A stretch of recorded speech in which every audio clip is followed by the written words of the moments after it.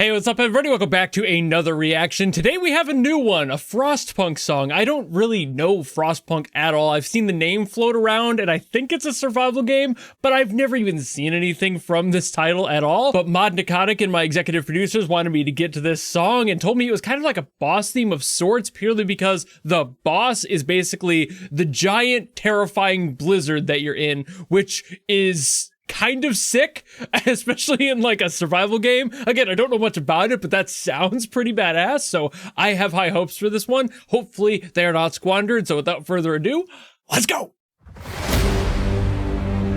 Ooh, okay. Already sounding promising.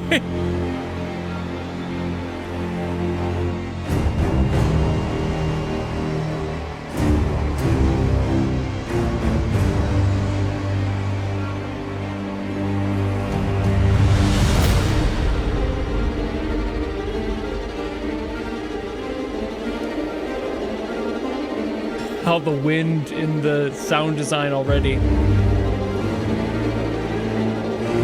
I mean, the intensity right out the gate was absolutely nuts, but I know it's only going to get more intense.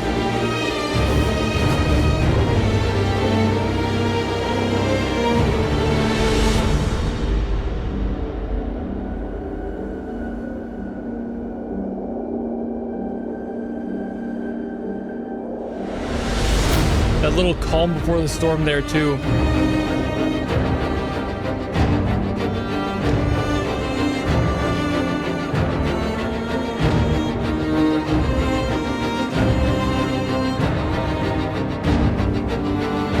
Love the strings continuing to keep that energy going.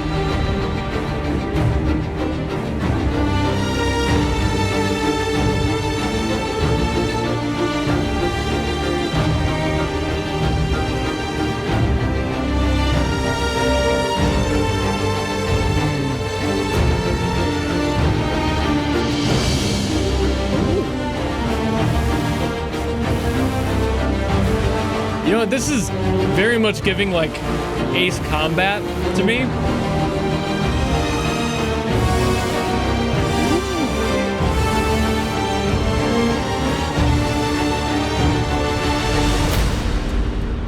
Obviously a different energy from most of the Ace Combat stuff I've heard, but kind of hitting a similar, like, just energy in my mind. The intensity especially. Keeping things constantly moving. Time is ticking. Time is running out.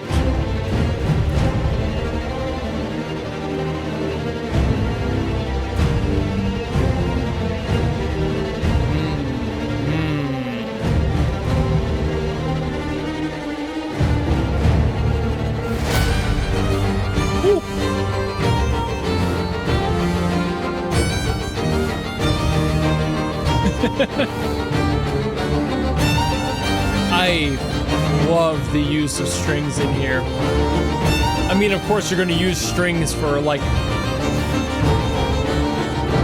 an orchestration like this, especially dramatic ones.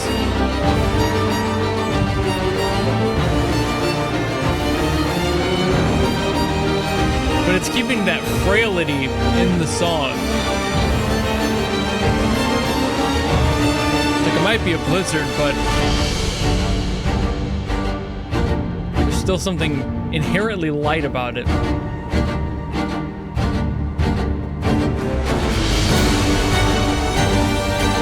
But they do not shirk their duty when they need to really punch you in the gut.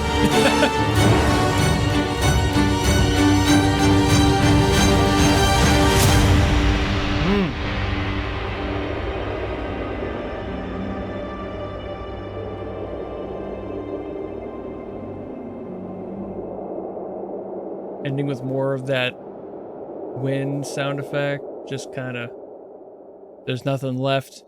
Stress is either over because you got out of it and the storm has passed, or because you're dead. Doesn't matter which one, but holy shit. You know what's kind of funny is like 20 minutes ago, I finished up a video on a Genshin song that uses the same key and kind of the same progression, just not in the same way. And obviously it's a different song from a different property. It's not going to be the exact same, but it does leave me very fresh in the mind about how all these relationships work. So for this one, we get a lot of the G minor, which is what this song is in. We also get this E flat, this C minor, and D. And this right here is just the main cluster of like a super popular, very dramatic chord progression that's literally... And all that does musically is you start with a minor, you work your way into a flat, which then allows you to move to another minor and back to a whole chord. And that relationship psychologically just feels like it's bringing you down to bring you back up just a little bit, like just a little, just a smidge, you know, like a C minor to a D is not at all a big jump. So that sort of like is just, you know, it settles well. It resolves very cleanly in the mind and ear, and it just feels good. However, it doesn't fully resolve. And by that, I just mean it doesn't sound fully like it's sitting anywhere. And that's kind of something that G minor in general does as a key. There are a lot of relationships and patterns, the general progressions that you can use in it for different chords that never really sound like they're resolving. So that, as far as this song works, is perfect because you never know when the song or when the storm is going to be done. So I think that was a very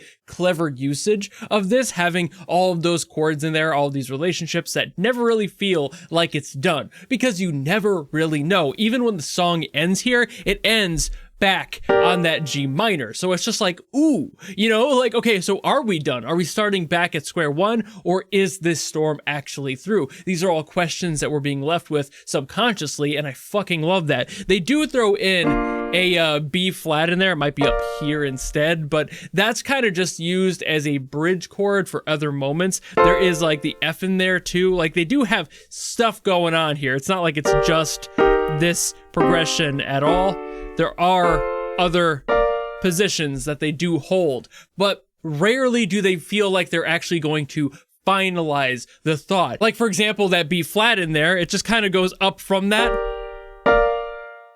and then it goes down into an A diminished, which is within the key. It's very weird to have that in there because that's usually not what we expect to hear. We expect the standard A or even an A minor, but neither of those really fit here in this progression. So we get the standard version of it where we go up into that B flat, back down into the proper diminish, and then it settles back into that G minor that we started at. So once again, a little bit of a cyclical feeling to the whole track, but it doesn't let you fully resolve because now we're back at square one, and this can go back down into that exact progression that we had earlier that doesn't feel like it's going to settle in. And that's just how this works. The same thing happens with the F. There's moments in here where it goes like G minor to F and then down into the E flat, and it just doesn't feel like it's going to land because it's just taking steps down and it doesn't settle anywhere. It's the same thing that pop music does when it wants to bring you into another chorus from a bridge. That sort of relationship is utilized a lot, and that's not necessarily the same genre by any means, but music theory shares its ideas with any genre anywhere all the time, and that's what makes these songs sound so fucking cool, and why this song never feels like it's able to let you settle in, because there's so much going on here with the low end, the strings, the low brass is just so fucking heavy here. The low, like the cellos and everything, like the low strings as well. There's probably a double bass in there, whatever it is. And like I mentioned, the strings earlier in the reaction, all of that sitting on the top to make it feel like you're not allowed to really settle in, because those strings are reminding you that there is still a lightness to this. It's not necessarily this giant punch you across the face sort of energy, not 100% at least. There is another factor in here that is lighter, it's softer, it's more elemental, literally in this case, and it just feels like there is a way out to a degree. There's a little dash of hope on this one. And I think that that's why this song does so well at what it's doing in being the theme of a giant fucking blizzard, because that's exactly what blizzards are. This wall of pressure that you cannot get away from. No matter what you do, you're stuck here. But at the same time, what it's made out of is something that is so light and seemingly innocuous that you are not going to have any sort of a general issue with it itself. It's more of the pressure that's backing it. So I think, like, as far as all the music theory goes and what the song is supposed to be reflecting, fucking brilliant. I love this track. I did not know anything about this game. I still don't.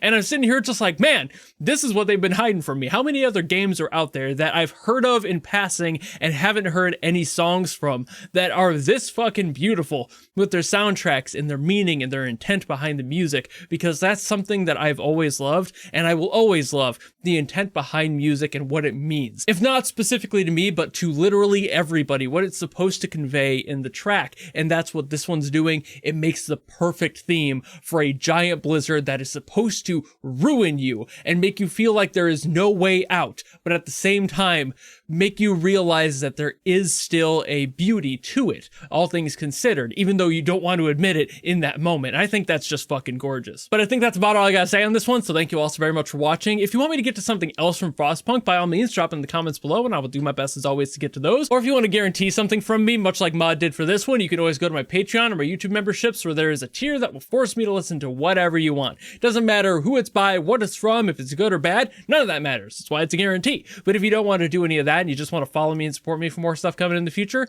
you know how to do all that, and I will see all of you in the next video. Goodbye!